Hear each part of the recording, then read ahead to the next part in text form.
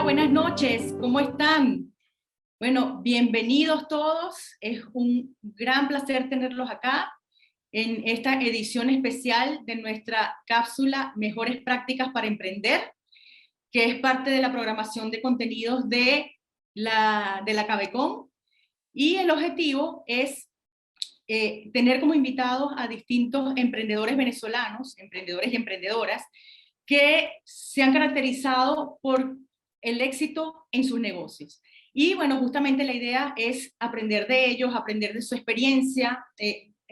Un segundito todavía se siguen uniendo personas y voy a deshabilitar eso. Bueno, les comentaba que la idea es aprender de su experiencia, de todas las barreras y las oportunidades con las que se han topado en este tiempo para lograr el éxito que alcanzaron hoy día, ¿no? Y bueno, estos espacios son posibles gracias a nuestros patrocinantes, Migrante Sociedad Financiera, Vértice Soluciones Integrales, Elton Abogados y Cachapas Don 70.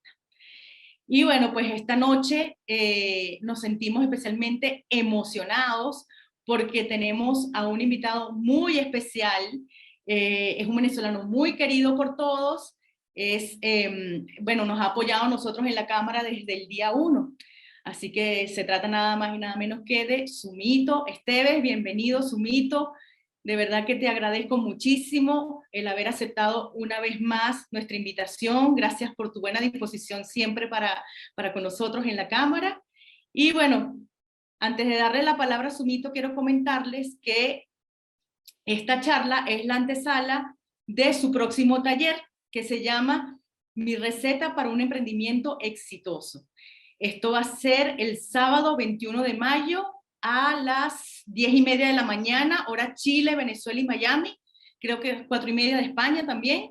Y bueno, estén pendientes porque igual más adelante vamos a estarle dando mayores detalles de este taller para que puedan registrarse, y vamos a estar subiendo toda esta información en nuestras plataformas, así que estén pendientes.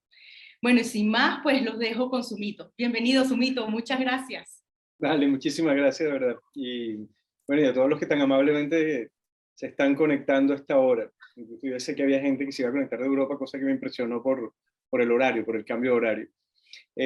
Bueno, como dijo Verónica, efectivamente nosotros dentro de toda una plataforma de educación que estamos armando, que ya armamos, el 21 de mayo yo voy a dar un taller macro grande, ya con presentaciones, ebooks y todo lo que implica, de varias horas. Y esto es como de alguna manera un pequeño resumen de lo que va a suceder ese 21 de mayo. Después Verónica les va a pasar la información porque entiendo que a todos los participantes de hoy inclusive les van a dar algo así como un bono de descuento o algo por el estilo. Yo no manejo esa temática.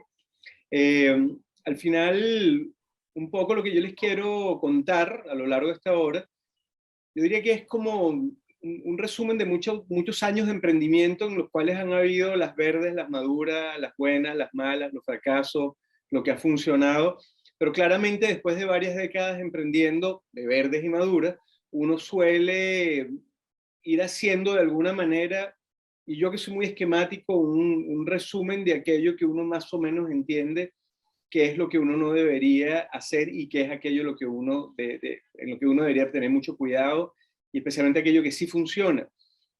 Simplemente porque hay momentos en la vida en que unas cosas funcionan y otras no, y te vas quedando con las que funcionan. Y así funciona la vida de un emprendedor. Es decir, yo llegué a Chile hace 4 años y medio y la verdad que honestamente llegué con una mano adelante y una atrás como cualquiera, pero al final tenía un bagaje y una experiencia que me ha permitido probablemente hacer en 4 años en Chile lo que me tomó 20 años hacer en Venezuela, no por Venezuela, sino por mí, por la falta de conocimiento y de algunas herramientas. Y con eso lo que quiero decir es que a medida que uno va decantando en la vida lo que se necesita para emprender, bueno, de alguna manera uno va sistematizando esos procesos. Y da mucha seguridad, porque independientemente, Dios no lo quiera, que a mí me vaya bien o mal, en el caso de Chile, si me fuese mal, yo más o menos tengo la certeza que yo sé cómo rearmarme, cómo reempezar, inclusive si me tocara irme de Chile, que digamos que no es el plan, también sabría cómo empezar en otro lugar, porque, insisto, hay una metodología, que es como hacer la cama. Una vez que uno aprende a hacer la cama una vez, probablemente en algunos momentos no la hará tan bien, pero casi siempre la sabe hacer.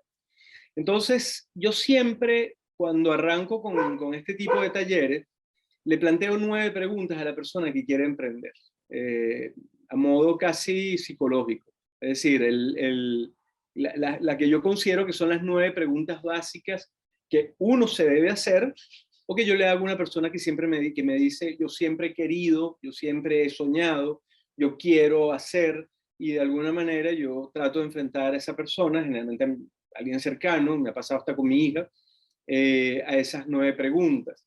La primera pregunta clave es, ¿quieres o no quieres tener socios? Que es una pregunta no menor, porque entiendan que cuando uno se plantea tener socios, los hay de muchísimos tipos. Obviamente yo en mi taller me voy a explayar mucho más en esos aspectos, pero indudablemente hay desde socios que son tu propia pareja, socios que es tu familia, socios que son externos pero que buscaste para el emprendimiento, socios que ponen capital y lo que están esperando es un retorno, que inclusive ese socio puede ser un banco y un préstamo, socios que ponen dinero pero no quieren, no quieren participación, pero quieren retorno de la inversión y quedarse con un paquete accionario, socios que ponen dinero, que quieren tener participación en el directorio, pero no quieren trabajar, y socios que ponen dinero, que no son tu familia, y que quieren además participar y tener un salario. Entonces, vean todo lo que les acabo de contar. Les acabo de contar un macromundo en el cual yo siento que un error muy común, desbocarse buscando un socio sin haber pensado primero tu propia naturaleza y hasta dónde tú quieres de verdad compartir lo que estás haciendo, o inclusive si tienes de verdad una capacidad de retorno en términos financieros. Miren, son incontables las veces que uno busca un socio por necesidad de dinero y luego se siente profundamente incómodo cuando el socio, con todo su derecho, decide participar en el directorio, y el directorio puede ser yo y la otra persona y más nadie, inclusive tomándome una cervecita en la esquina, pero a la hora de tomar una decisión, yo digo, yo quiero comprar una silla, y el otro dice, no, yo no estoy de acuerdo con que compremos una silla, y uno dice, bueno, ¿esto porque se está metiendo? Si yo el que sabe de esto soy yo. Entonces, hay una dinámica que yo siento que uno no debería nunca dedicarse a emprender sin primero plantearse de verdad la pregunta clave, y es, ¿necesito socio de verdad? ¿Quiero tener un socio? ¿Por qué quiero tener un socio? ¿Qué tipo de socio quiero tener? Insisto, voy a ir tocando los puntos un poco para que la gente vaya tomando nota. Cada punto de esto es para darle largo. ¿Okay? La segunda pregunta que uno se tiene que hacer antes de empezar un emprendimiento, la segunda de 9 preguntas, es ¿por qué quiero emprender? Y eso de nuevo es una pregunta fundamental. ¿Por qué? Primero, porque el Occidente le ha vendido a uno una especie de paradigma, y es que el emprendedor es un ganador y el no emprendedor es un perdedor. Es decir, yo emprendo porque yo soy heroico, quijotesco, yo puedo con el mundo, yo sí soy emprendedor. Y ese yo sí soy emprendedor de alguna manera deja como una especie de metamensaje en el cual el empleado es menos que el emprendedor. Y hay que tener muchísimo cuidado con eso, porque en la vida, para empezar, se necesitan empleados, si no, no habrían CEO de compañías, no habrían personas que dirigen Cabecom y que digamos, y que la hacen llevar adelante. Y en la vida se necesitan emprendedores. El emprendedor es una persona que no sabe hacer otra cosa porque no quiere hacer otra cosa, porque la naturaleza es de emprendedor. Yo siempre pongo un ejemplo que tiene que ver con el mundo de la cocina, de lo que significa la naturaleza humana. La cocina es realmente imposible de manejar si no existe una gerencia vertical. Es decir, sin el sí señor, no señor. Eso significa que una persona que se siente incómoda ante la gerencia vertical, que está más digamos, acostumbrada por nacimiento, por ADN, a que las cosas se discutan de manera horizontal, más democrática, y que de alguna manera por consenso se tomen las decisiones, se sienta siempre profundamente incómoda en una cocina y nunca termina de sobrevivir porque no entiende esa dinámica. Mi padre es un físico que toda la vida trabajó en una facultad de ciencias de la Universidad de los Andes. Yo soy de una naturaleza totalmente distinta a la de mi padre. A mi padre le gustaba un consejo de facultad. Yo me sentí toda la vida muy cómodo diciéndole a mi chef, sí, chef, no se preocupe, chef, lo que usted diga, chef, y espero lo mismo de una persona que está debajo. Es decir, y otro día podríamos hablar de por qué la cocina funciona de esa manera y por qué yo insisto que no puede funcionar de otra manera. Pero entonces, de nuevo, así como existen esas naturalezas, y hay gente más empática que otra por naturaleza, etcétera, hay gente que por naturaleza es emprendedora. Yo soy una persona por naturaleza emprendedora. Yo no soy emprendedor porque yo ando tras el éxito o tras el dinero. Es que yo no sé hacer otra cosa. Yo no sé vivir sin estar inventando un negocio. Y eso me ha llevado a incontables fracasos, indudablemente, porque esa misma naturaleza te hace más de una vez lanzarte por un callejón que no era el correcto, pero es que tu naturaleza te lleva a lanzarte. Entonces, sí te debes preguntar por qué quieres emprender. Si es porque de verdad quieres emprender o si es porque es una necesidad o simplemente porque es una presión. Ninguno de los tres casos es malo. En muchísimos casos uno por necesidad asume el emprendimiento y lo asume como un acto de supervivencia inmediata y de ahí va encontrando un camino. Pero hay que hacerse la pregunta. O sea, yo estoy emprendiendo digamos, porque esto es lo único que me queda. Yo estoy emprendiendo porque lo necesito, porque si no me voy a morir de hambre. Yo estoy emprendiendo porque ese por qué hay que hacérselo, porque va a determinar todas las políticas de ahí en adelante que tú vas a decir a la hora de tu propio emprendimiento, como vamos a ver un poquito más adelante. El tercer punto de las 9 preguntas iniciales que yo siempre llamo es, y va a parecer casi una pregunta retórica y casi como ridícula hacerse, y la pregunta es, ¿ya tú sabes lo que quieres vender? Y uno dirá, bueno, chicos, si yo voy a emprender, estoy hablando de emprendimiento en el mundo de la compraventa o de la venta o de la transformación, porque no necesariamente todo emprendimiento indudablemente, bueno, mentira, todo emprendimiento termina en la venta de algo, pero no necesariamente es comprar carne y convertirlo en hamburguesa o comprar un celular y revender un celular. Entonces, pero hablando de qué es lo que quieres, porque también lo que quieres vender es una idea, lo que quieres vender es tu conocimiento, lo que quieres vender es tu experticia, es decir, siempre terminas vendiendo. Entonces la pregunta mía es, ¿ya tú sabes lo que quieres vender? Y se impresionarían. Yo sé que a todos ustedes les va a parecer rara, insisto, esta pregunta, porque todos ustedes son de Cabecom, o la mayoría, y en general la gente que pertenece a una cámara de comercio obviamente vive alrededor del comercio. Pero se impresionarían la cantidad de personas que se lanzan al mundo del emprendimiento sin tener una idea clara de qué y por qué están vendiendo algo. Inclusive de por qué estoy vendiéndome yo. Cuando yo les hablé a ustedes que yo tengo una plataforma de educación que se está armando, además con, digamos, bien sólida como plataforma, junto con el grupo Sofrito Creativo, obviamente me hice 2000 veces la pregunta y la discutimos 2000 veces, qué vamos a vender, o sea, qué tipo de educación y por qué y para quién y qué es lo que estamos buscando. ¿Cuáles son las preguntas éticas asociadas? Que es algo de lo que voy a hablar un poco más adelante.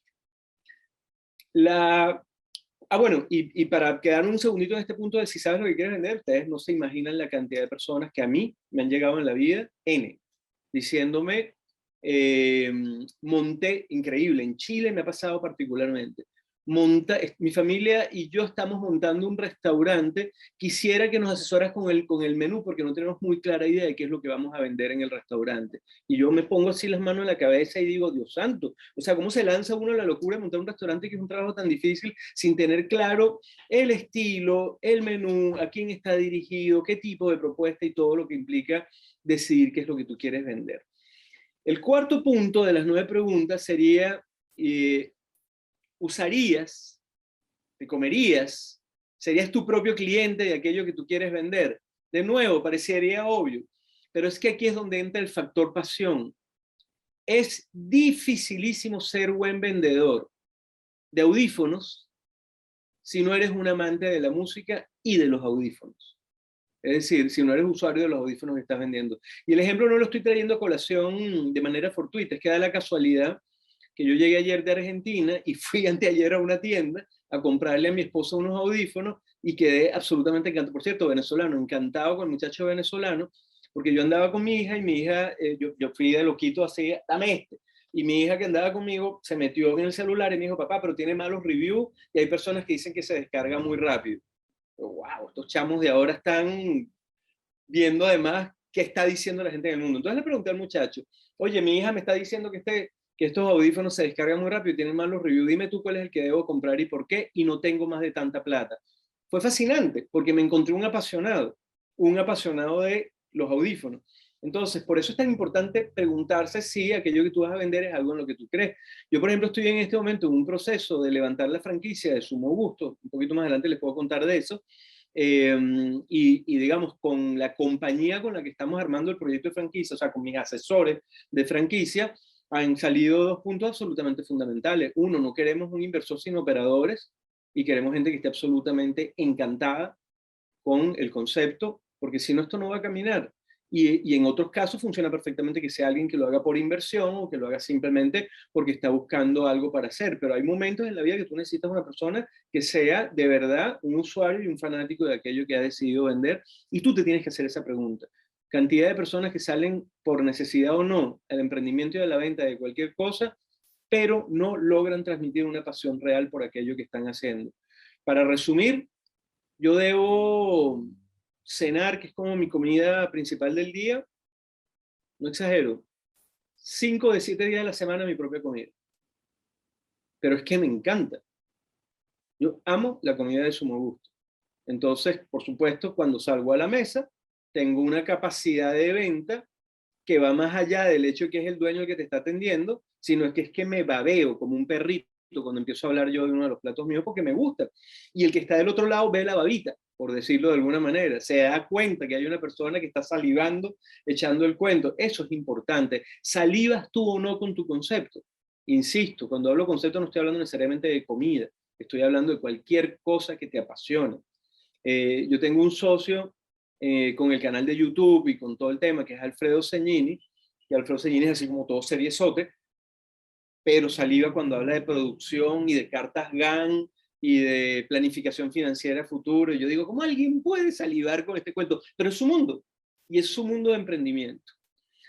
La quinta pregunta es, antes de salir a la venta, ¿otras personas han usado o probado aquello que tú pretendes vender? Miren qué preguntita. O sea, uno se enamora de la historia detrás de Apple cuando lee las biografías de Steve Jobs, porque uno oye que aquellos tipos primero usaban durante un año el aparato y lo probaban y veían qué fallas tenían y buscaban que fuese una ergonomía y se lo metían al bolsillo, y efectivamente el resumen de aquello es probablemente un Steve Jobs en flanelilla negra que sale al escenario y de la parte de aquí del pantalón rookie te salga un iPod y tú dices, increíble, lo tenía así, no sé qué, pero es que hubo mucho aparatito de eso metido en bolsillos antes de salir a la venta.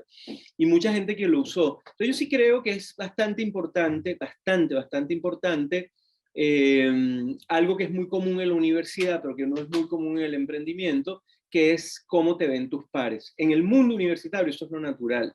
En el mundo universitario, especialmente a la hora de, por ejemplo, la investigación científica, el control de tus pares es una cosa fundamental y es además profundamente enriquecedora. En el mundo del emprendimiento uno tiende a evitar el control de los pares. Yo les voy a comentar, por ejemplo, yo este fin de semana voy a estar con Sumo Gusto en la Feria del Sándwich, que por cierto, invitadísimo, porque esa feria es fabulosa. Yo estaba ya antes como usuario, primera vez que entro como stand, allí en el Parque Padre Hurtado, es una fiesta. La verdad que la hacen muy bien montada la Feria del Sándwich.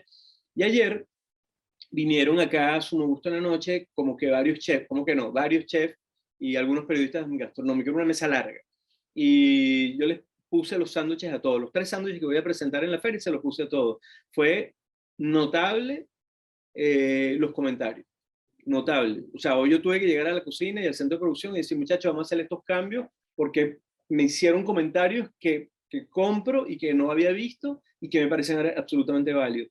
El hecho de que yo haya tenido, porque no es humildad, sino simplemente digamos, la disciplina de escuchar, eh, hace que yo haya mejorado un producto, así de sencillo.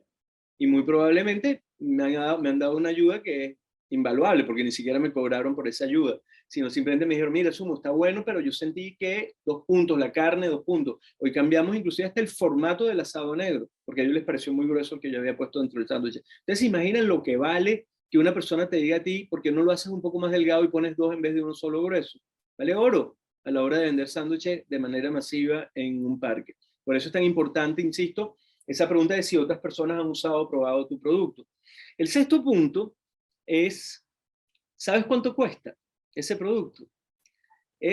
No sé cómo es en otros mundos, pero en el mundo de la cocina es impresionante lo chapuceros que somos en este medio a la hora de costear. Siempre es así como el ojo por ciento. Eso más o menos cuesta Eso más o menos, y hay un grado de desinformación, más que desinformación, de falta de formación, que es distinto a desinformación, de falta de formación en el ámbito de costos, que hace que uno nunca entienda por dónde está perdiendo y cuáles son los valores reales de las cosas. Y no estoy hablando de cosas más obvias como por ejemplo la inflación, que es una cosa que siempre genera una alarma de manera natural. Evidentemente, si tú vives de freír pequeños y empanadas y se duplicó o inclusive 2.5 veces el aceite por culpa de la guerra de Ucrania, si tú no tienes un control de costos real, tú ni siquiera ves opciones, porque se disparó un tipo de aceite, no el aceite. Bueno, se dispararon todos, pero hubo uno en particular que es el aceite de girasol, el que se fue para el demonio. Entonces, cuando eso te lo dice una hoja de Excel de manera automática, tú de manera natural y automática vas inmediatamente tomando las medidas que tienes que tomar, y es notable lo fácil que puedes ajustar, pero para eso tienes que tener muy claro cuánto cuesta un producto. No tanto por saber en cuánto lo vas a vender, que es parte del negocio, es porque si tú no sabes cuánto cuesta algo, tú no sabes qué medidas y qué reacciones debes tomar en el momento que se presente cualquier caso que se presenta a uno en el mundo de los costos, y el mundo de los costos es altamente especializado. De hecho, perdónenme la publicidad, pero bueno, porque eso no está aquí en mis 9 puntos, pero uno nunca debe tener miedo de vender cuando es un emprendedor, así que les vendo esta. En las plataformas mías está en mi página, Sumito Esteves Chef, está por ejemplo mi taller de costo, pero es que a mí me parece fundamental un taller de costo. O sea, no saben la cantidad de veces que uno compra un camarón barato en Chile. Digamos, un camarón ahorita está barato, congelado y pelado en el orden de los 5.000 pesos, muy barato, el kilo. En estos días lo compré porque me pareció ridículamente barato. Ustedes pueden creer que el kilo de camarón, de camarón se convirtió en 480 gramos después que descongeló. Me han vendido 520 gramos de agua a 5.000 pesos el kilo. Y esos 480 gramos después de descongelamiento se volvieron la nada misma en el momento de la cocción, porque no sé qué tienen esos camarones que perdieron tanto peso en el momento de la cocción. Y cuando saqué la cuenta real por kilogramo de camarón cocido, estaban más caros que los camarones caros que estaba comprando yo. Y eso es una disciplina que te da el hecho de que estás entendiendo perfectamente cómo es un manejo de costos, que en este caso es un puntito del mundo del manejo de los costos, que es la merma.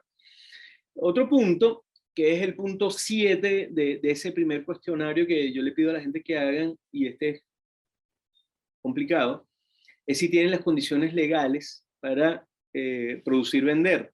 En el caso de la producción gastronómica, esto es fundamental porque implica toda una serie de permisos. Yo a este punto de la legalidad, y la legalidad de alguna manera involucra no solamente el aspecto legal, sino obviamente contable. Es decir, vamos a decir así, aquellos 3 aspectos en los que uno tiene que asumir deberes y derechos, que son el laboral, el impositivo y el societario, para que se entienda de alguna manera. Y de alguna manera los permisos asociados a...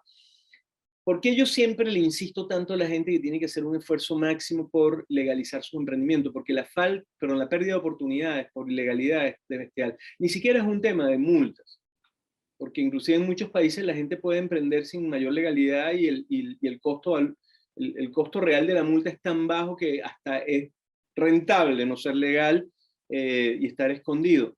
Hay países donde el costo del delito puede ser lo suficientemente alto como para que uno busque la legalidad. Obviamente, mientras más ordenado el país, más costoso es ser ilegal. Pero más allá del hecho de deberes y derechos, hay un tema que es muy importante. Miren, ya que saqué a colación la Feria del Sándwich. La Feria del Sándwich, yo espero que sea negocio para mí. Yo estoy apostando alto, estoy apostando a vender 1.000 sándwiches. Pero aunque no lo fuera, ya es negocio para mí en términos de exposición, porque a mí me ha costado llegar al mercado chileno en mi emprendimiento. Y sueño con traer más chilenos a mi negocio. Mi negocio ha logrado chilenos de manera muy tímida, de más o menos un 1% de chilenos que venían a mi negocio, un 1%. En este momento estoy cercano al 20% de chilenos, y además es muy informal la estadística, es más o menos lo que yo intuyo de tanto hablar en las mesas, porque obviamente el que paga no deja la nacionalidad impresa en la tarjeta de crédito. Pero más o menos yo intuyo que estoy en el orden del 20% de chilenos. Quiero crecer. Para mí es un crecimiento inclusive publicitario participar en una feria masiva como la Feria del Sándwich, con todo lo que implica, porque la inversión es altísima para entrar ahí, altísima. O sea, lograr, cuando digo inversión me estoy refiriendo a comprar comida para hacer mi sándwich. Personal para cocinar y atender durante jornadas de 16 horas el espacio. Alquilar los equipos, llegar a acuerdos con otros emprendedores para poder abaratar costos ambos. Todo eso tiene un costo bastante importante y de organización. Miren, ¿saben qué me pidió a mí la Feria del Sándwich? Se lo juro por Dios.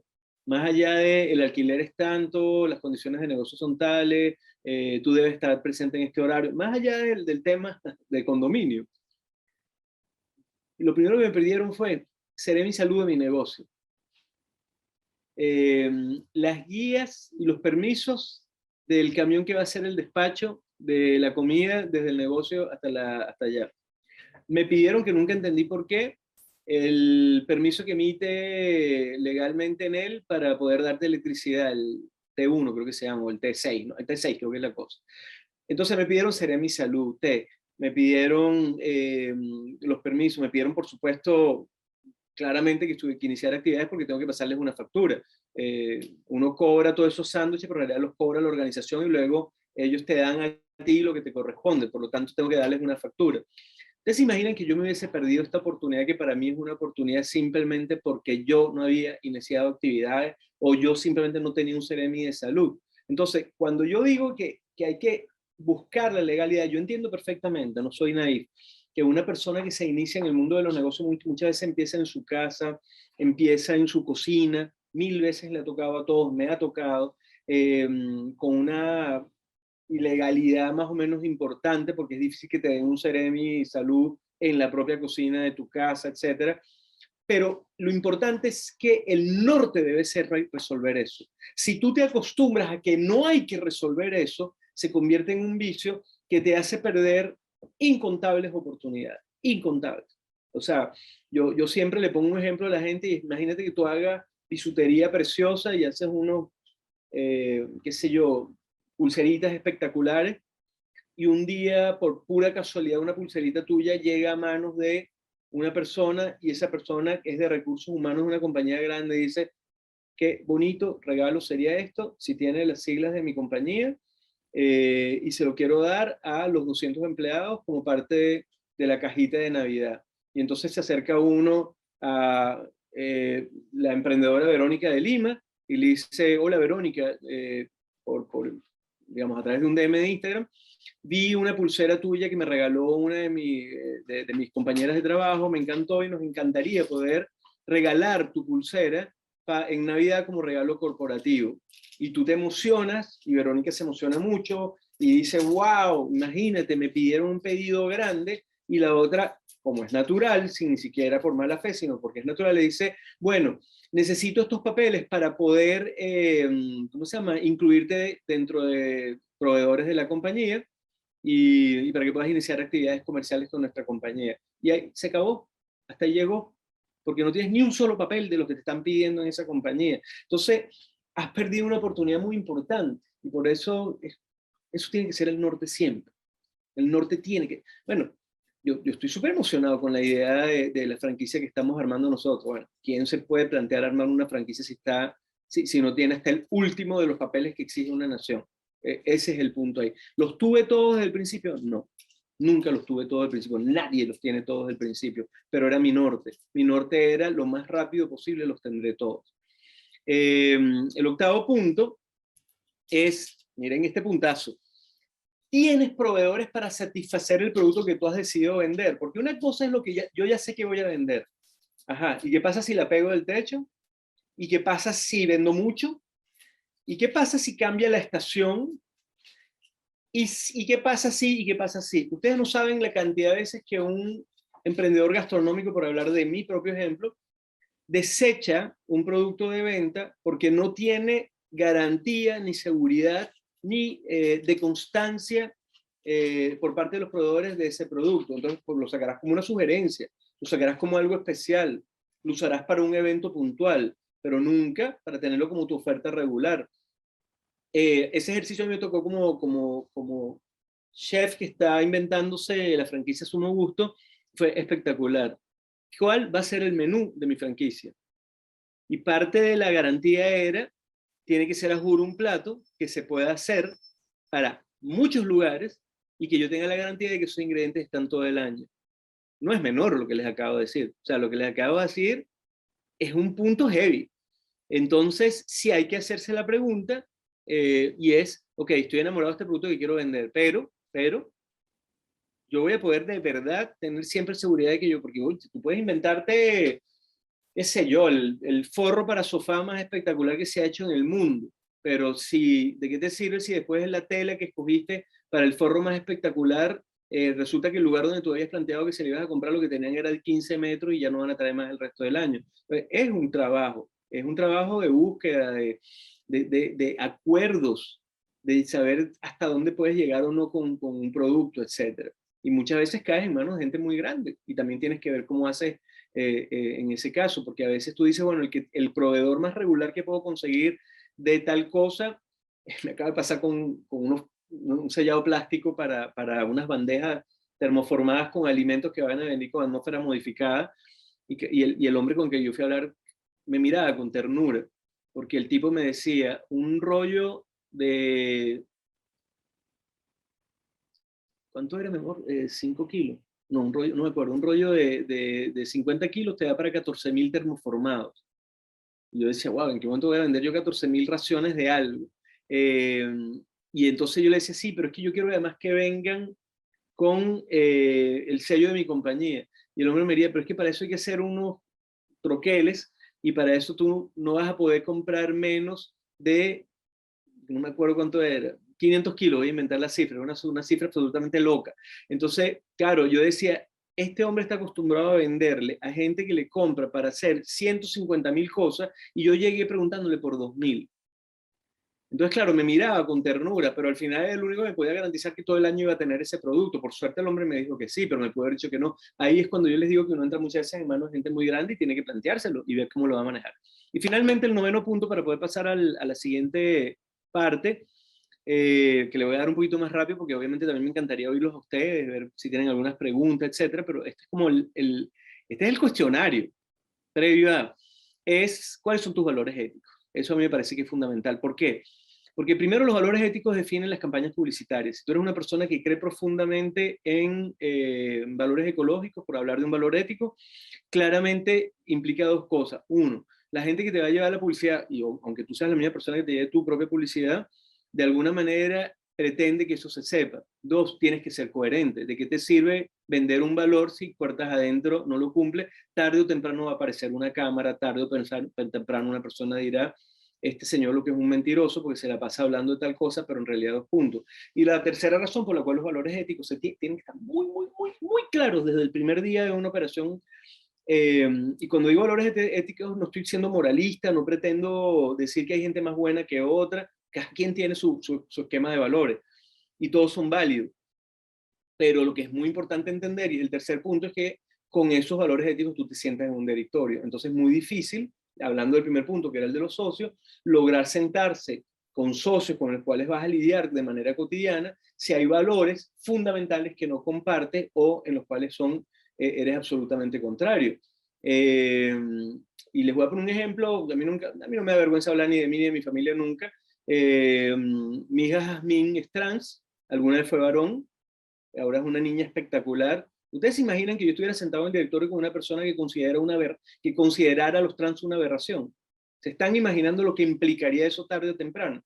¿Se imaginan lo que puede significar que en algún momento haya un chiste al respecto? Se puede armar la de San Quintín en esa mesa.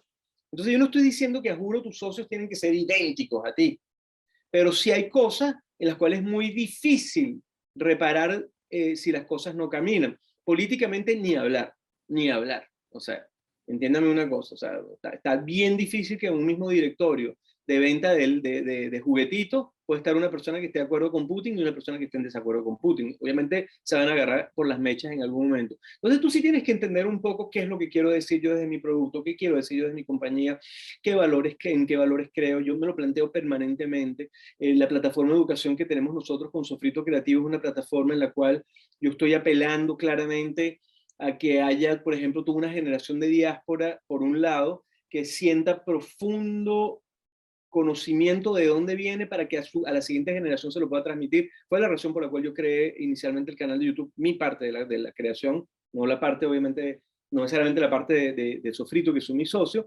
pero yo siempre lo he contado. Yo venía por el centro de Santiago y oí una niña hablando caraqueño con la mamá. Yo dije, esta niña va a crecer en este país, va a ser chilena, va a crecer aquí, va a tener novio chileno, se va a casar con chileno, va a aprender a bailar cueca, perdón, en vez de joropo. ¿Entienden lo que les quiero decir? Y yo quiero que esa niña, ojalá, en algún momento sienta mucho orgullo por lo que era su mamá. Y su mamá va a tener un recurso fabuloso si le puede decir a ella, mi amor, esto es una arepa, vamos a sentarnos a comer una arepa y te voy a contar cómo somos los del pueblo de la arepa. Y eso siempre ha estado presente en todo lo que yo hago con respecto a ese canal de YouTube. Es un valor que está presente. Por eso hay que planteárselo. Dichas estas 9 preguntas, que son como para sentarse, analizarlas, dedicarle un tiempo muy importante, hay algo que yo llamo el decálogo, simplemente porque resultaron 10, de lo que yo considero que han sido, al menos en mi caso, las cosas que me han resultado bien. Obviamente yo soy inteligente y yo no voy a poner aquí las 2000 que me han salido mal, porque uno normalmente cuando anda, por ejemplo, seduciendo a una persona con la que quiere salir, le habla de sus virtudes y se olvida un poquito de hablar de aquellas cosas que uno no hace bien. Digamos que aquí yo me voy a sentar, ¿no?, en aquello que en el fondo yo he sabido que es parte de la maleta que yo me llevaría en caso de yo tener que emprender de nuevo en cualquier lugar. Diría, bueno, Sumo, nunca dejes de hacerte estas 9 preguntas, esté donde estés, y ten en cuenta estas cosas que al menos funcionaron. La primera ya la toqué y la voy a pasar muy rápidamente. Conseguir socios que se parezcan entre sí. A mí eso me parece muy, muy importante. Yo a estas alturas de la vida ya he reconocido en qué momentos tuve momentos agrios de sociedad, y parece mentira, hasta cuando creí que era por dinero, no era por dinero. Al final era un tema de que no me sentía cómodo, y probablemente ellos tampoco, y ambos éramos gente muy linda. No estoy hablando que me tocaron los malos, no, simplemente no siempre uno se parece, y eso hay que verlo. El segundo punto, muy importante, verse a futuro. Yo sé que eso lo han dicho 10.000 veces. Hasta Renio Tolina, para quien no sea venezolano, y probablemente todos lo sean aquí, que fue una figura muy importante tanto de la televisión como de muchos aspectos en Venezuela, murió, no sé, hace un montón de años. Hasta Renio Tolino creo que decía aquella frase de que no mires el bolívar que tienes acá porque no estás viendo los 100 bolívares que tienes más adelante, y otro, no mires el árbol porque estás dejando de ver el bosque. Bastantes lugares comunes hay alrededor del tema de verse a futuro, pero el tema de verse a futuro es que si tú tienes claro al futuro, a donde quieres ir, que no necesariamente es el lugar a donde vas a llegar, insisto, pero al menos arrancas el negocio pensando, yo quiero ir para acá, es impresionante. Armas, manuales operativos, relaciones con tus contadores, forma del contrato que vayas a establecer tanto como tus socios como de inicio de actividades, hasta inclusive la forma en que inicias actividades impositivas, hasta el equipo que te compra. Todo lo haces pensando, es que yo quisiera llegar acá. Porque saben que es bien difícil, hermano, arrancar aquí en chiquitito y luego darte cuenta que querías llegar acá en realidad, y casi tienes que empezar de cero, porque volver a hacer unos estatutos de una compañía, volver a establecer relaciones bancarias, volver a cambiar los equipos que te compraste, etcétera, no lo vas a hacer. Es preferible entonces dejar el hueco para el que no pudiste comprar porque todavía no tenías plata, que llenar el hueco de aquello que además nunca vas a cambiar.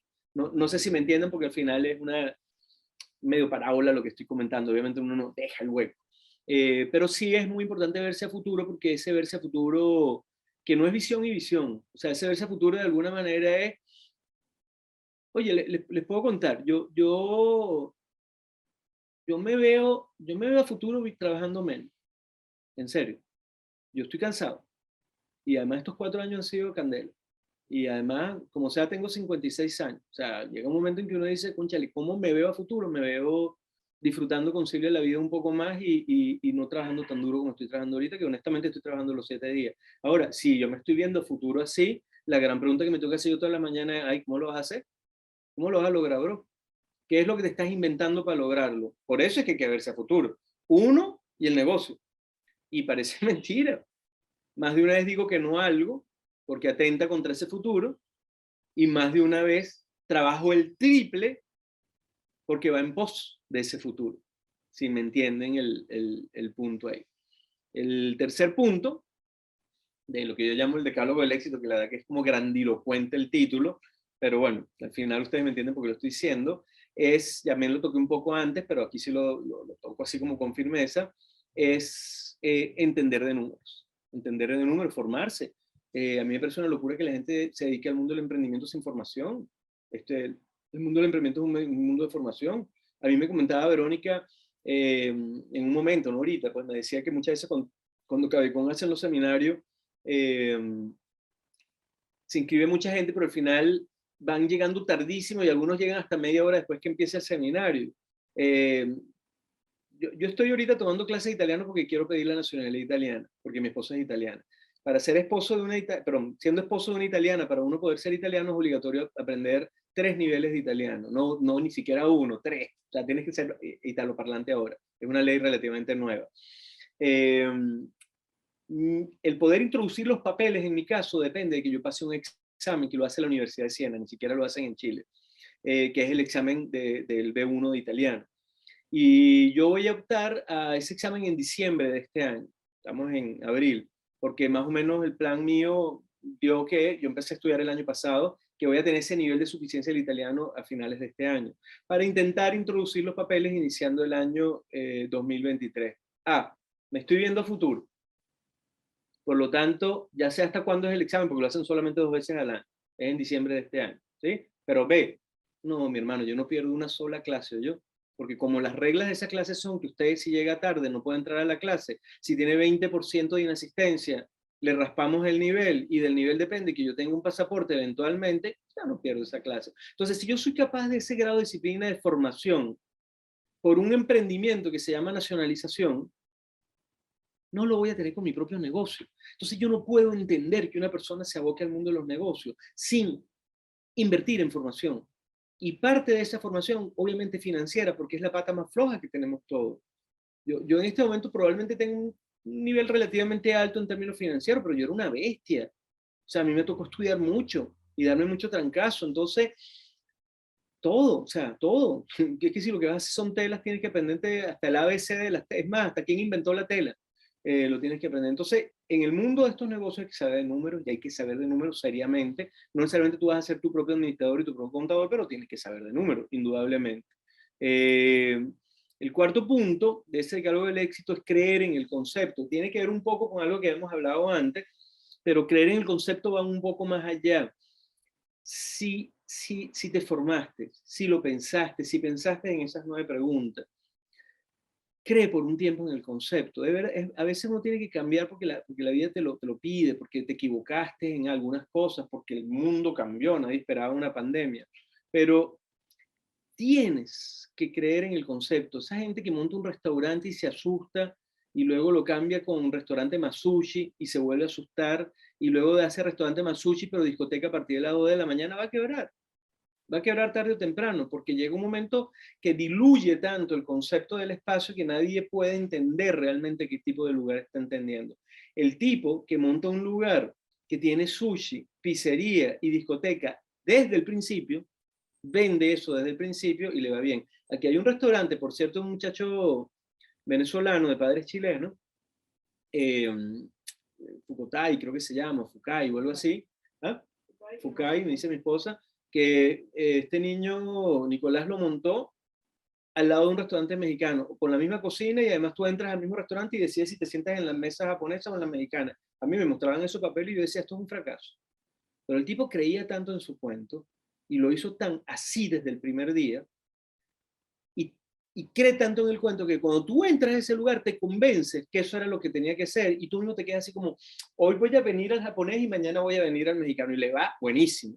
Ahora, si este muchacho hubiera montado un restaurante mexicano, se asusta porque no está viniendo gente y luego le monta al lado un japonés, no le va a ir bien. A eso me refiero con creer en el concepto. Hay que ser paciente en algunos momentos. Hay momentos muy duros en cualquier negocio. Hay momentos en que uno dice, yo no sé si voy a sobrevivir a esta, pero de nada sirve diluir el concepto. A veces es preferible acabar con el concepto y empezar una cosa nueva que desdibujar aquello en lo que tú has creído, porque, insisto, empiezan las incoherencias y no hay cosa más peligrosa que un negocio incoherente. Punto 6, muy complicado, del decálogo del éxito, porque no siempre se puede. Puedes o no puedes vivir los primeros meses sin recibir un peso de lo que estás emprendiendo. Obviamente, a veces uno emprende por profunda necesidad. Me botaron del trabajo, era pandemia, igual tengo que seguir viviendo. Yo vi a Sumito haciendo tequeños en el canal de YouTube, voy a probar, uy, me quedaron buenos, voy a vender tequeños. Y ojalá que venda este mes porque no sé de qué voy a pagar el alquiler. Pero eso es un acto de supervivencia, eso no es un acto de emprendimiento. Eso es una cosa que va a sonar un poco antipático lo que voy a decir, pero también hay que desmitificar un poco el cuento. O sea, es válido la resiliencia, es válido la supervivencia, indudablemente, es válido resolver, como diría un venezolano, pero emprender es un oficio, emprender es algo que tú acometes, es montar un negocio.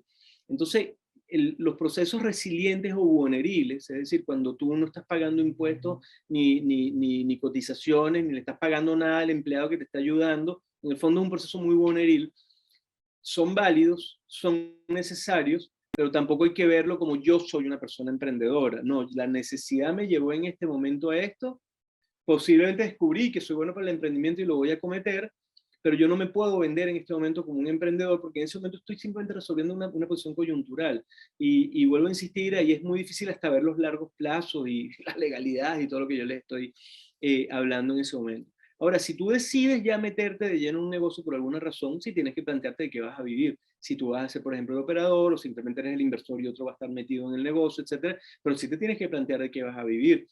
Ustedes me van a entender perfectamente con este ejemplo, vuelvo a insistir, con todo el respeto, o sea, ustedes no saben la cantidad de veces que me ha tocado hacer algo para sobrevivir. Eh, pero, supónganse que emigrar es un emprendimiento.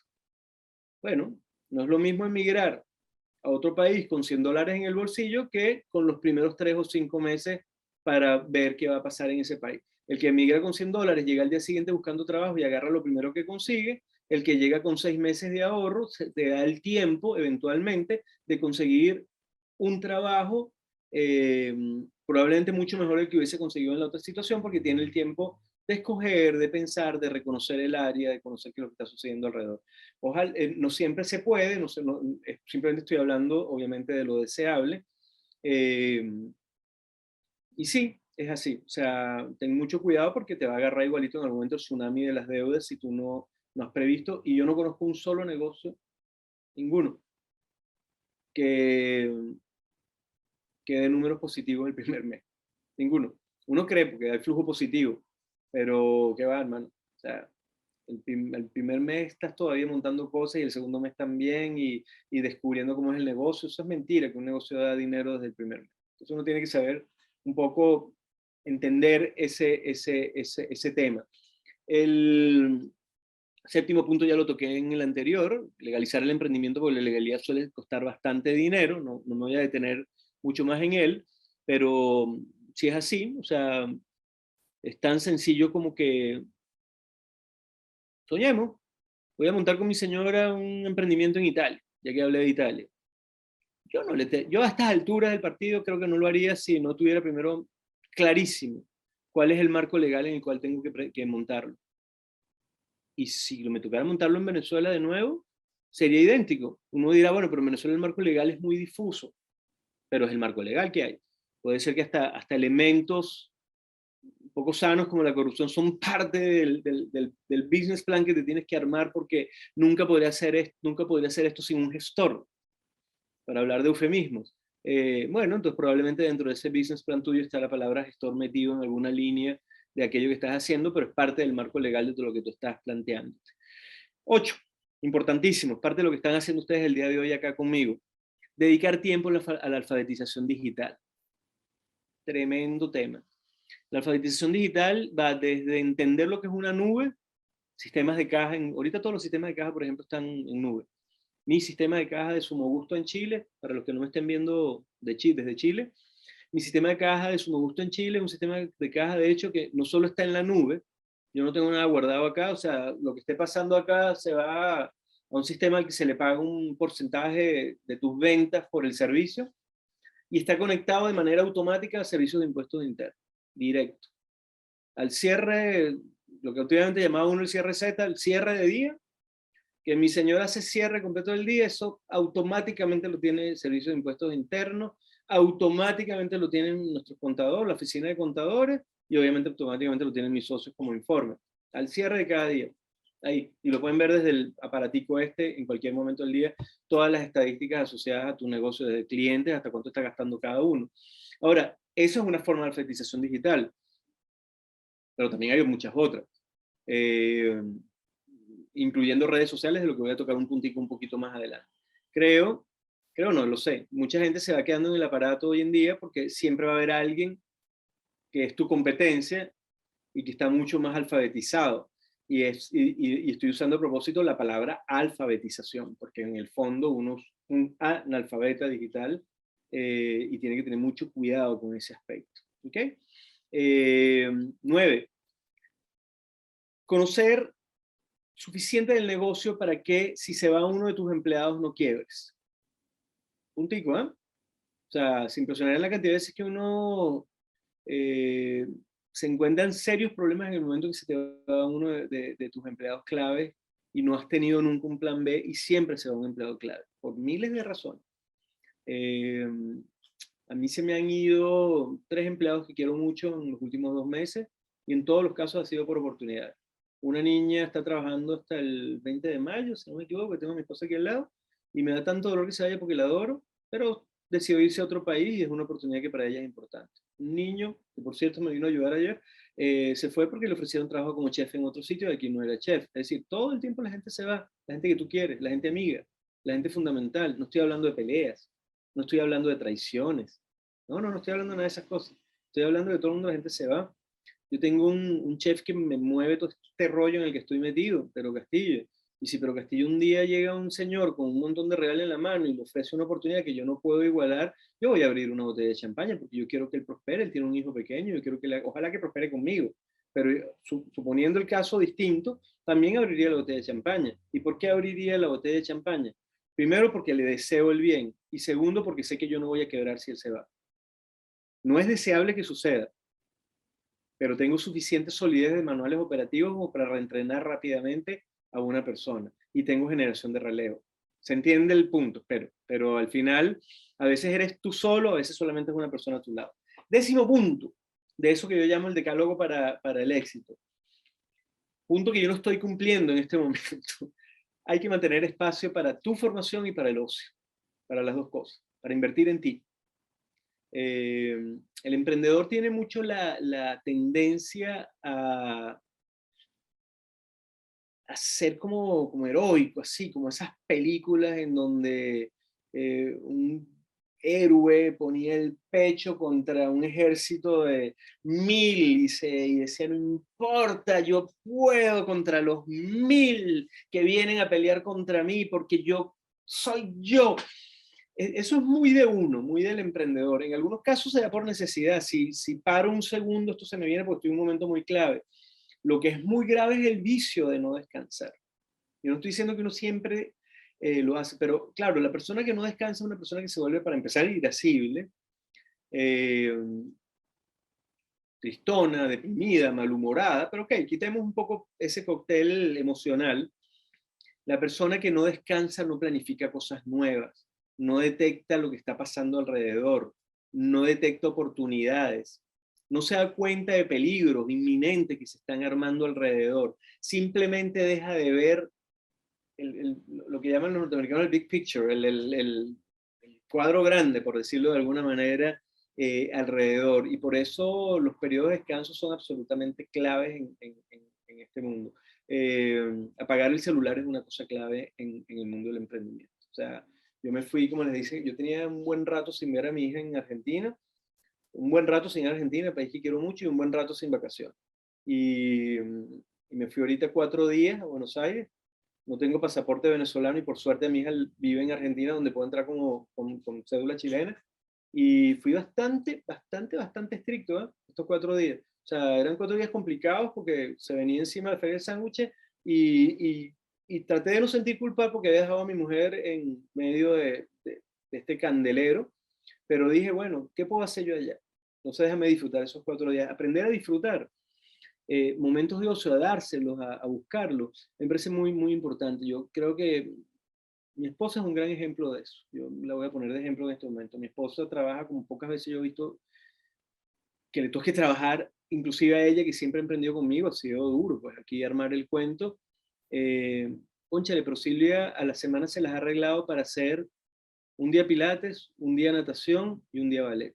Y me parece notable que alguien que yo sé que está cansada y que quisiera estar echada en un sofá así, pero que no es descansar, se está buscando momentos en que no está ni el marido ni los empleados, está ella invirtiendo en ella, en su propia sanidad y en su propio mundo, que en este caso son eso. Entonces pregúntenselo ustedes, ¿cuándo fue la última vez que ustedes invirtieron en ustedes? A veces invertir es mi curso de italiano. O sea, yo estoy disfrutando un montón aprendiendo una segunda lengua, porque además como ahora estoy viendo el progreso y me estoy dando cuenta que de verdad estoy a punto de aprender una tercera lengua, de hecho, porque yo, digamos, ya hace rato hablo bastante bien el inglés, estoy como emocionado ahora, porque digo, ¿sabes? Hoy venía en el auto, cansado, porque yo soy el que hace el transporte ahorita del centro de producción para acá, porque no he tenido plata para contratar un chofer, entonces más trabajo, pero venía y puse música en italiano,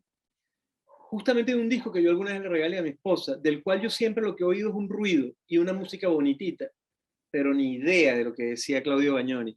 Y hoy puse el cuento otra vez en el carro y venía, y entendía la mitad. Y decía, ¡qué emoción! Estoy entendiendo la mitad de lo que dice este tipo en las canciones. Entonces, ese es mi tiempo de ocio, esas clases de italiano que yo estoy tomando en ese momento, que me busco ese momento, ese par de momentos a la semana. Búsquenlo, inviertan en ustedes porque uno sale de ahí con ganas de inventar una cosa nueva para el negocio de uno. Cansado uno no inventa nada nuevo. Finalmente, y con esto termino, hay 8 aspectos, que eso sí los voy a tocar así, que yo siempre he dicho, oye, yo no sé en dónde los pongo, si son decálogo del éxito, si son las preguntas que yo debería hacerme, pero que yo siento que son parte de esto. Uno muy obvio, escoger el lugar donde vas a llegar. Uno muchas veces por cansancio, tengo tanto rato viendo locales que ya me harté, muchas veces por desbocado, por visceral, yo, que tiendo a eso. Es mal que tengo gente alrededor que me lleva a tierra, pero yo suelo ser así como muy yo soy muy de qué fastidio tener que estar escogiendo pantalones, me voy a comprar primero que me muestren. Entonces, me autoconvenzo que ese pantalón es el mejor que yo he visto en toda la tierra, y me puede pasar eso con un local.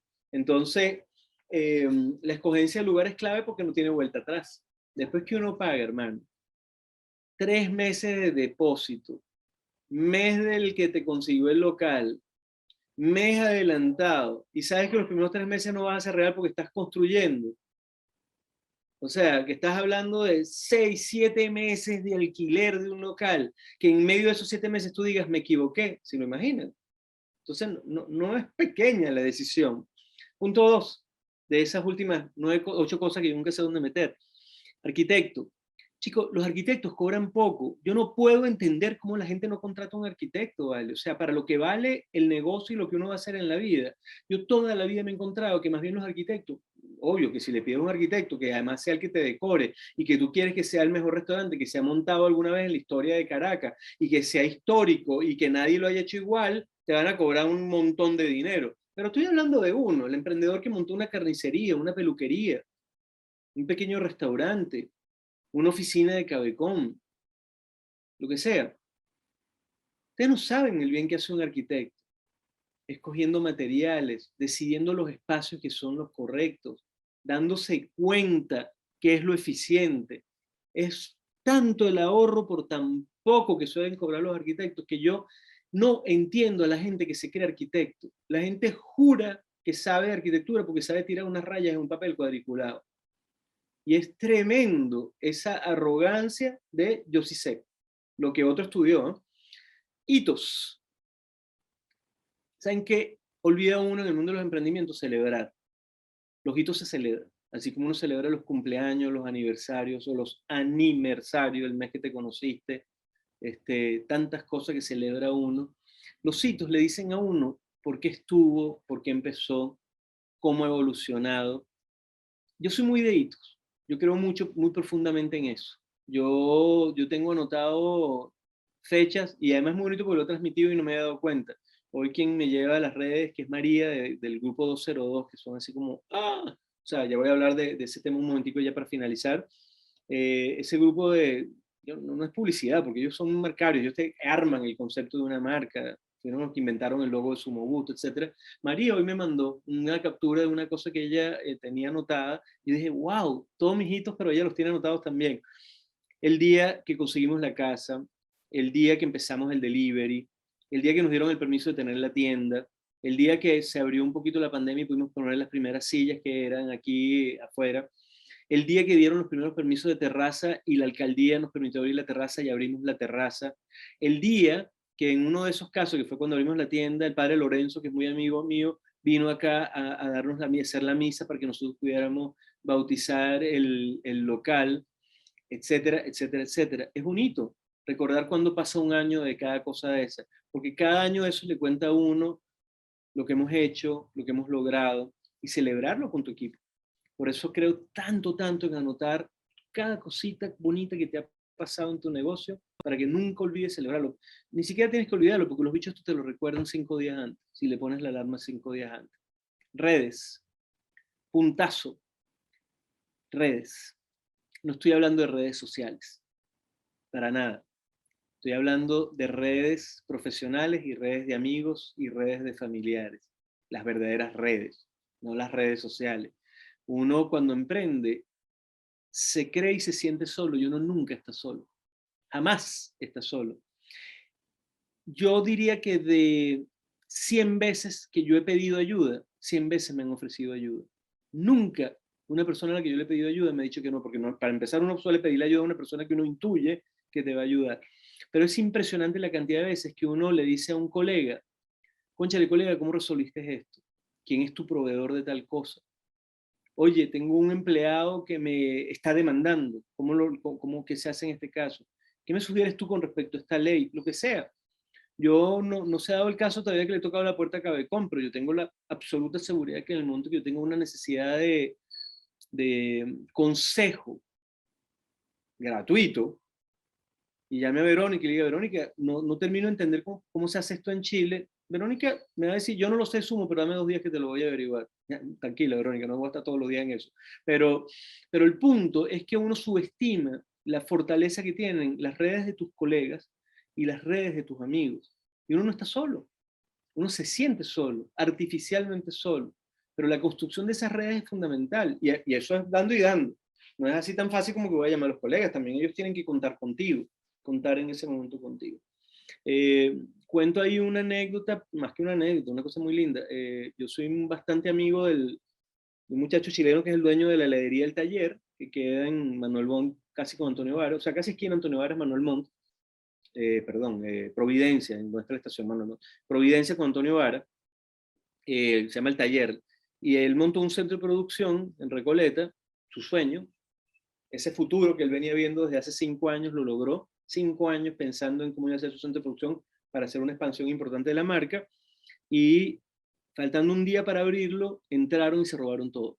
Estoy hablando de máquinas de helado de $40,000. Nadie compra una máquina de helado de $40,000 porque tiene $40,000. El que compra una máquina de helado de $40,000 pidió prestado $40,000. Ustedes saben que es así. Entonces, los dejaron en la calle. O sea, le robaron los equipos que tenía y los nuevos que había comprado del centro de producción. Máquinas además con cierto grado de especialidad. Ustedes pueden creer que la primera persona que llamó, eso se supo en prensa porque lo entrevistó la televisión, la primera persona que llama ¿cómo se llama? A este niño, ¿cómo se llama? A Diego Lisoni, a Diego. Es su competencia, porque le estaba ya vendiendo helados a hoteles y a restaurantes y todo. Y le dijo, Diego, me acabo de enterar lo que te pasó. Yo tengo aquí una máquina que en las noches no la estamos usando. Si quieres, manda equipo tuyo que la use en las noches. ¿Ustedes pueden creer eso? E inmediatamente el dueño de Soprole también le dijo, aquí tenemos una máquina y te la llevamos ya para tu negocio, pero tú no te quedas por fuera. Y Diego me decía, gente que yo ni conocía, empezó a llamarme a decirme, tu negocio no va a quebrar. ¿Y saben por qué sucedió eso? Porque Diego no se lo guardó para decírselo a sus amigos y a su familia, sino no tuvo problema de pedir ayuda y decirlo en una televisora. Si él nunca hubiese dicho, me está pasando esto, no tenía por qué aparecer esas redes de solidaridad. Pidan ayuda cuando la necesitan. Pídanla.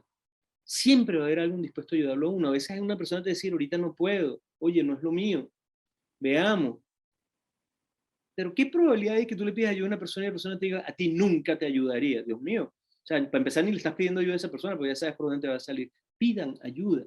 Entiendan que las redes están ahí, las redes existen, redes de profesionales dispuestos a ayudarte, redes de todo tipo. Es como un migrante que esté en una situación precaria, no está solo, no está solo. Yo hoy estaba hablando con uno de los secretarios del arzobispado de Chile, justamente por un tema de migración, y me quedé loco el tamaño de red que se ha armado desde la Iglesia Católica por el tema de Colchane. Entonces, pero bueno, también hay que aprender a tocar la puerta en el caso en que haya que tocar la puerta. Y en algunos casos no es una situación desesperada, porque acabo de tocar puros cuentos desesperados, sino simplemente procesos en que alguien te hace el camino un poco más fácil. Últimos 2 puntos, o últimos 3 puntos, perdón, y los voy a contar así, tac, tac, tac. Uno, desde el principio tener estándares altos. Quien no establece estándares altos desde el principio, después no echa para atrás. Después, o para adelante, mejor dicho. Si tú no enseñas a la gente a ser bien limpia en la cocina, ya más nunca lo vas a lograr. Desde el día 1 eso tiene que ser, este es el estándar que yo espero, este es el estándar que yo voy a lograr. El siguiente punto es una estandarización permanente de los procesos. Uno tiende a no documentar los procesos en los que está inmiscuido, y la estandarización de los procesos es las cosas que más le da la posibilidad a uno de ese ocio del que yo hablaba antes. ¿Por qué yo me puedo ir y saber que la comida va a seguir igual? Porque tengo entrenada a la gente y tengo unos manuales operativos y tengo unas recetas escritas. Si yo esto hubiese sido siempre de manera oral, con un boca a boca, en donde la decisión final además la tomo yo siempre probando en el último plato, y siempre hay un problema, pero digo, no se preocupen, que yo soy el que lo voy a arreglar, yo nunca hubiese podido irme a Argentina 4 días. Entonces, pero al mismo tiempo tampoco hubiese planteado una franquicia, etcétera. Entonces, la estandarización de procesos tiene que ser una disciplina desde el día 1, y finalmente, hacer familia corporativa, así seamos solamente 2 empleados. Súper importante. O sea, quizás en el futuro yo no vuelva a saber de la vida de mis empleados, pero mientras están aquí conmigo, esa gente es mi familia y yo soy su familia. Y estamos acá para apoyarnos cuando sea necesario, hermano, mientras estemos juntos. Después uno no sabe qué le depara la vida. Chao, chef, me voy para otro sitio. Chao, que te vaya bien. Listo, no nos volvimos a ver porque ni siquiera nos parecíamos. Pero mientras estamos juntos, ese es el origen de una premisa básica del mundo mío de los restaurantes, y es que es rarísimo un chef que no coma con su equipo de trabajo la misma comida, que coma aparte, que coma un plato especial, salvo que esté probando algo de un menú nuevo. Entonces, sí, y entonces saben cómo se llama en todo el mundo, menos en Venezuela. La comida que uno hace con su equipo se llama la comida de la familia. Family food, en inglés se llama esa comida. Cuando tú te sientas a comer con tu equipo todos los días. Uno le dice comida de personal. No sé por qué en Venezuela, pero lo que les quiero decir es que la construcción de una familia corporativa a través de gestos es bastante importante. Gestos. Aquí, por ejemplo, se ha establecido, no todos los domingos porque no puedo yo, pero al menos 2 domingos al mes, yo decido qué es la comida que yo le voy a hacer al equipo cuando cerramos el domingo, porque el lunes estamos cerrados. Entonces, cuando se termina el servicio los domingos, yo hago un plato que no tiene nada que ver con el menú, y que además yo me emociono todo y voy yo mismo y compro las cosas, y yo soy solito el que hago la comida para todo el equipo. El domingo antepasado hice una mejillonada a la belga, unos mille frites, y les conté y escribí en la pizarra, menú de este domingo mille frites, y les conté lo que era un mille frit cuando empezaba el frío en Bélgica y en Bruselas, y me senté con todo el equipo. No es porque soy buenazo, el chef bello, el chef súper bueno, no, sino que es parte de mi familia. O sea, al final son los que están dando la cara por mí en el momento que yo no estoy metido en esa cocina. Bueno, ese es un gran resumen, muy gran resumen, de 3 grandes bloques. Obviamente yo me voy a explayar mucho cuando yo doy estos talleres ya en grande, esto es una cosa como para 3 o 4 horas, pero de 3 grandes bloques que al final yo lo he dividido, vamos a decirlo así, en las preguntas que tú te haces cuando vas a emprender, en aquellas cosas que debes tener el ojo permanentemente porque son un decálogo del éxito, o sea, o sin esto es muy difícil tener éxito, mírenlo de otra manera, y en aquellas cosas que yo considero consejos de carácter casi emocional que son fundamentales para crecer en el mundo de los negocios. ¿Que esto es fórmula del éxito? No lo es, nadie tiene la fórmula del éxito. Uno lo que tiene es experiencia, mi gente. Uno lo que tiene es cada vez más capacidad de torear la ola por dos razones, lo digo por mí. Porque te asustas menos, porque al final tú dices todas las cosas en algún momento uno las puede arreglar, y porque tienes más conocimiento. Y si tienes más conocimiento puedes predecir un poco cuáles son los escenarios futuros que se vienen y cuáles son las reacciones que deben tener. Pero igual uno se asusta en el camino en algún momento, se aterra, necesitas una persona a tu lado que te diga no te aterres, vamos a salir de esta. Y, y es eso. Eso era lo que les quería contar el día de hoy. No sé si tienen alguna pregunta. Extendí 10 minutos de lo planificado, perdona. Y si alguien tiene alguna preguntita, puede levantar la mano para darle acceso al micrófono.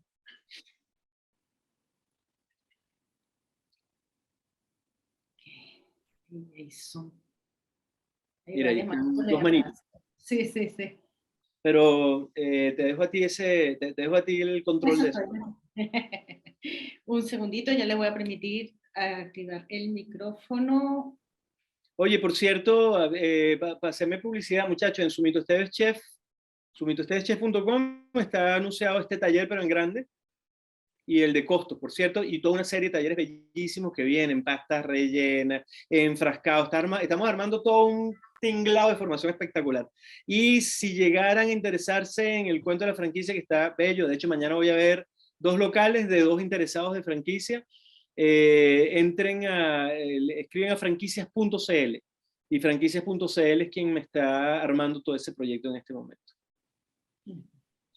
A ver, Jason, te di audio, a ver si te puedes conectar. Sí, gracias. Hola Sumito, bueno, un gusto estar aquí en esta clase, bueno, fan desde el gourmet, desde que era pequeño. Y bueno, yo soy de Maracaibo y soy fundador de un restaurante de hamburguesas. No veo a Sumito, solamente... ¿No me ves? Aquí estoy. No, ahora sí. Okay. Soy de Maracaibo, estoy en Osorno, también en Chile. Wow, el frío.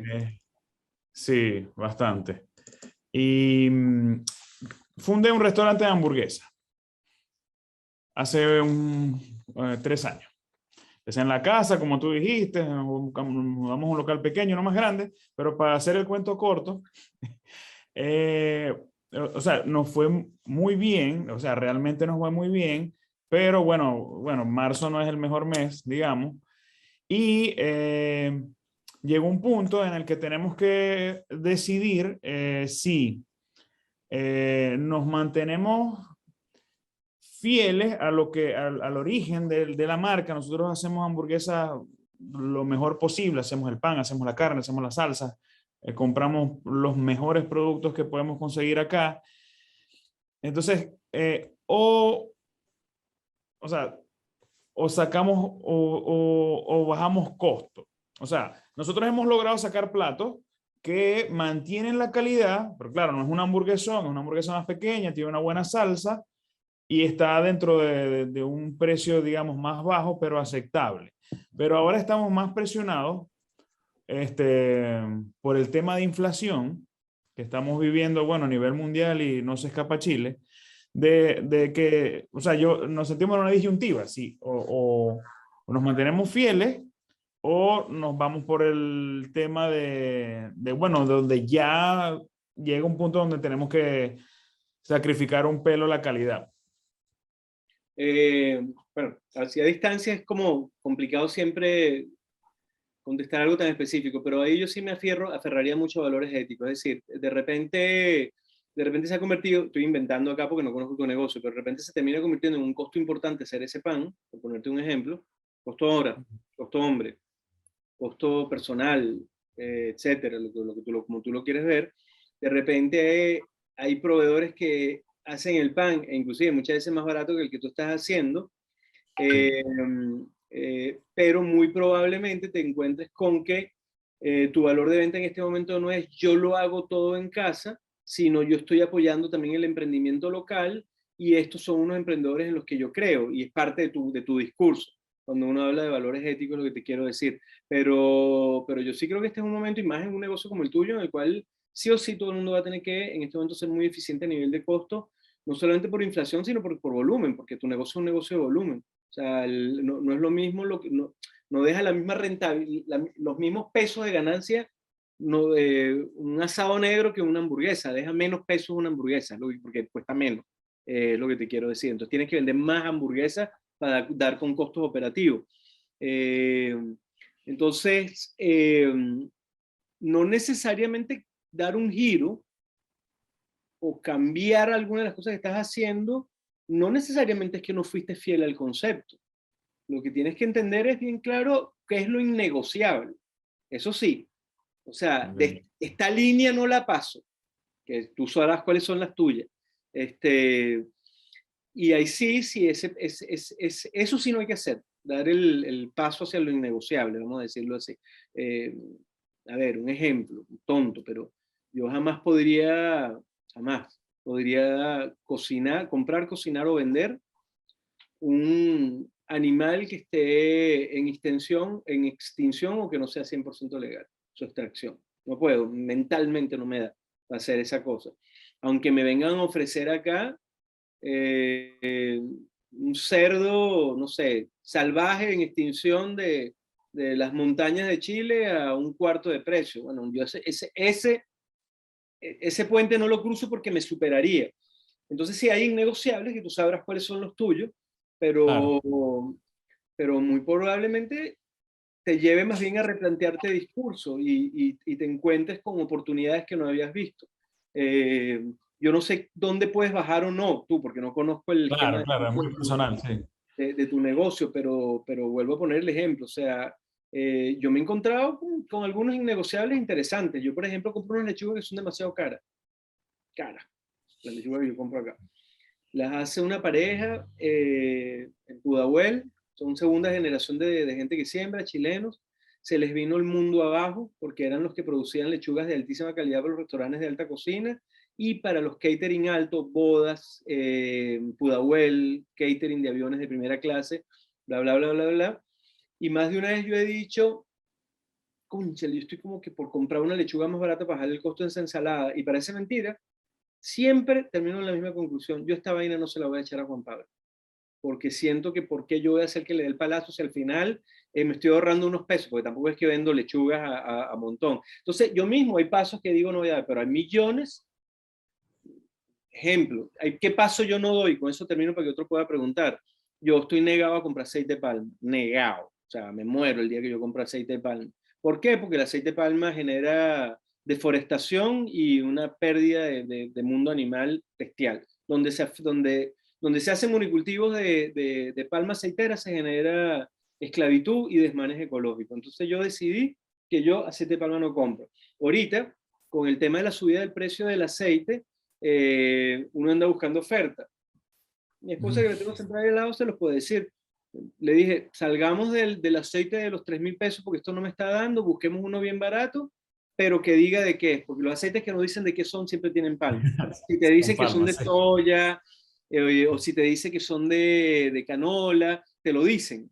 Pero cuando te dicen vegetal, es porque alguna trampa hay por ahí metida. Entonces, bueno, si estoy buscando un aceite más barato, y también decidí, de esta línea no la cruzo. Más o menos lo mismo te va a pasar a ti. Bueno. Perfecto. Bueno, me sirve bastante de ayuda. Muchas gracias, Sumito. Gracias. Ahora, a ver, María Hernández tiene una pregunta. Déjame activarle el micrófono a María. Hola, María. Hola. No. ¿Me escuchan? Sí, perfectamente. Ya. Hola, Sumito. Bueno, primero que todo, muchísimas gracias. Esto ha sido excelente, sobre todo para nosotros en casa que estamos emprendiendo. Ya, mi esposo y yo somos hoteleros, venimos de la isla de Margarita, con muchísimos años de experiencia en hotelería y turismo, y estamos en Chile hace 5 años con la intención ya de comenzar algo. Pero tenemos una diatriba, y creo que llegué tarde a la conversación. El nombre. ¿Cómo llegar a definir un nombre así como, no sé si el ejemplo sea lo más cordial, Sumito, ¿ok? Sumo gusto. ¿Cómo llegamos a un nombre donde de repente nosotros decimos, ya, no queremos involucrar el apellido, no queremos involucrar solamente a Venezuela, porque evidentemente todos nos vamos con esa tendencia. Venezuela hasta aquí, somos los buenos y vamos para allá. ¿Cómo llegar al nombre ideal? Que sea corto, como dicen todos los marketing, que sea corto, que sea genial, que todo el mundo lo recuerde, que sea lo más apropiado, que se acomode a tu producto. ¿Cómo llegas a un nombre así, de esa manera y con esa índole de ser totalmente exitoso? Esa era mi pregunta. Y tengo la respuesta automática. La respuesta a eso es pagando. En serio. La respuesta a eso es pagando. O sea, hay gente que se forma y es buena para eso. Yo nombré aquí una productora de una pareja de venezolanos, que son Robert y María, se llaman 202 Producciones. Ellos hacen además producciones de eventos grandes y todo eso. Tienen una capacidad absoluta mágica para traducir aquello que tú les cuentas, es decir, cómo llegaron ellos a los colores de mi logo, cómo llegaron a ellos ¿cómo se llama? El simbolito no se llamaba, el logo, exacto, pero los colores y el logo como tal, cómo llegaron ellos al nombre, bueno, muchas conversaciones con mis socios y conmigo, mucho de lo que yo quería decir, y eso implicó que al final terminaran presentando como distintas propuestas, y uno se fue enamorando de más de unas de otras, fue afinando, pero la decisión siempre la estuvo tomando el que sabía. O sea, hay gente que se forma para eso. Es como que a mí me contrataran para un catering y al mismo tiempo me dijeran, pero yo te voy a explicar cómo es que lo tienes que hacer. Yo digo, bueno, hazlo tú. ¿Para qué me vas a pagar a mí? Entonces, yo creo que uno nunca debe dejar de ponerse en manos, y más con una cosa tan crucial como esa, que de la gente con experticia. Y ahí les voy a poner rápidamente dos ejemplos. Por ahí hay un concepto de dark kitchen y de comida rápida que yo armé, que todavía tengo las dudas si lo saco o no lo saco, pero en todo caso ya está armado el concepto completo. Ya tengo el recetario, ya tengo el concepto completo. Pero ahora me han entrado como dudas, entonces no me quiero lanzar todavía porque tengo unas dudas. Pero cuando yo le planteé este proyecto completo a los mismos de 202, a mí me pareció demasiado impresionante con lo que salieron, porque salieron con una cosa que no se parece en nada a su no gusto y además me la justificaron. Me dijeron, vas a ir a un público de otra edad, de otras nacionalidades también, que está viendo el mundo de esta manera y por lo tanto estos colores y este discurso es el que importa acá.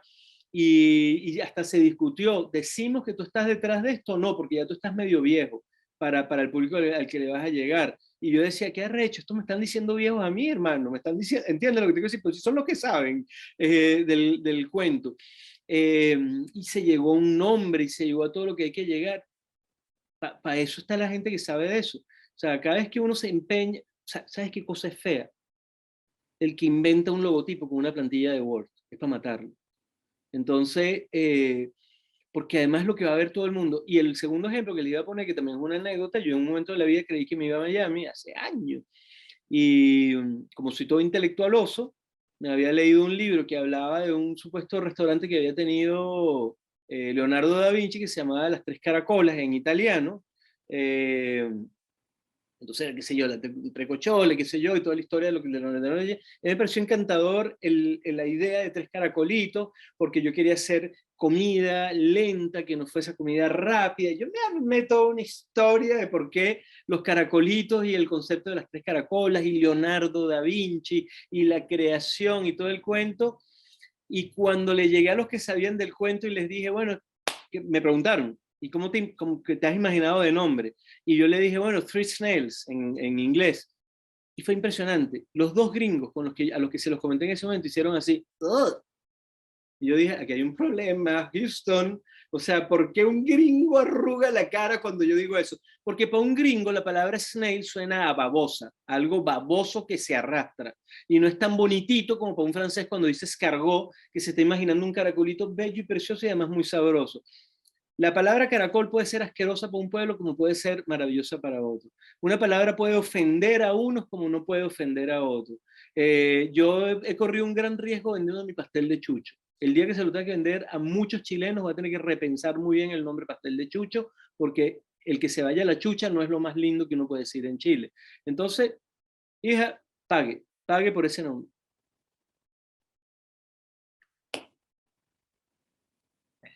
Quería darle la palabra a Salvador Porta, que quería hacer un comentario. Ya un segundito, Salva, para poder activarte el micrófono. Hola, Salvador. Para los que no conozcan a Salvador, es el Big Boss de la cámara. Bueno, primero agradecerte, Sumito, de verdad, tu generosidad, tu autenticidad, cómo vives lo que expresas, lo que compartes. Estoy seguro que no hay una sola palabra que hayas dicho que no haya sido vivida. O sea, nadie puede hablar como hablas tú si no lo has vivido. Entonces, te quería agradecer por lo generoso que eres en cuanto a compartir tus experiencias, tus éxitos, tus fracasos, tu humildad. Entonces, muchísimas gracias, de verdad. Estás colaborando mucho más de lo que tú te imaginas que puedes colaborar. Estás tocando almas en este momento, estás inspirando a muchas personas. Y se me ocurrió algo cuando estabas hablando, que deberías, hablando de los nombres y las marcas, que podrías crear una marca tuya que se llama Sumitos. Sumitos, porque le hiciste mucho énfasis a lo que grandes estudiosos del cambio hablan de celebrar las pequeñas victorias, ¿no? En los procesos de cambio, porque son una motivación intrínseca muy, muy importante. Celebrar y tener fuerza después para la resiliencia. Así que muchas gracias a todos por participar. De verdad que esto es un privilegio. Gracias, Vero, por la organización impecable. Y bueno, contamos contigo, Sumito. Contamos contigo, de verdad, que gracias y vamos Verónica, a... Verónica de Salvador y miembros de la Cámara no solo cuentan conmigo, sino que es que yo soy inversor por naturaleza. Y usted cuenta conmigo porque para mí es una inversión saber que cuento con ustedes. Por supuesto que sí, sabes que es así y es muy sincero. Así que saludos a la familia y lo mejor de tus éxitos y gracias por tu ejemplo. Maravilloso. Bueno, me despido yo, que igual ya me extendí muchísimo, pero en todo caso, contactarme es fácil, está la famosa red esta de Instagram de Sumito, @SumitoEsteve, ahí tengo 3 redes, están las recetas de Sumito, está Sumogusto CL, y indudablemente está la mía personal, que es personal, obviamente ahí ya es un poco más ecléctica. Buen punto en cuanto a lo de los profesionales, yo soy un instagramero, soy intenso en el mundo de las redes. Yo ni toco la del negocio, ni me meto en eso, hermano, porque yo no sé de eso. Y hay gente que sabe manejar la del negocio. Y hoy estábamos celebrando que llegamos a 98.000 seguidores en una cuenta de restaurante. Compárenla con otras cuentas de restaurantes. Eso no lo hice yo. Eso lo hice gente que sabe. Por un lado. Y por otro lado, bueno, hay una red que en este momento es muy importante, es la que va a centralizar todas estas cosas, que es Sumito Esteves Chef. Así que los invito a ver www.sumitoesteveschef. Y suscríbanse a mi canal de YouTube, porque miren qué frustración tengo yo, que tengo programas que se han visto 500.000 veces, pero tengo 380.000 suscriptores. ¿Qué significa eso? Que mucha gente entra, ve, agradece lo que vio, salió, pero no le da el subscribe. Y el subscribe me va generando mi estadística, que para mí son fundamentales en el caso de YouTube. Así que la próxima vez que entren a mi canal de YouTube, le dan el bichito de suscribirse. Así es, así es. Es gratis, es gratis. Así es. Y bueno, recuerdo una vez más, para quienes no se habían conectado al inicio, del próximo taller que va a dar Sumito, les comentaba al inicio de la charla, va a ser, bueno, el taller se llama Mi receta para un emprendimiento exitoso, y va a ser el próximo, va a ser el mayo, va a ser el sábado 21 de mayo a las 10:30 de la mañana, que hora Chile-Venezuela, que estamos en la misma hora, creo que Estados Unidos también, hora Miami por lo menos, y España creo que era a las 4:30 también. Así que bueno, estén pendientes porque vamos a mandar información detallada de este taller más adelante. Vamos a difundirla por las distintas plataformas que tenemos para que estén pendientes. Súper, fuerte abrazo, querido. Chao, buenas noches a todos. Buenas noches.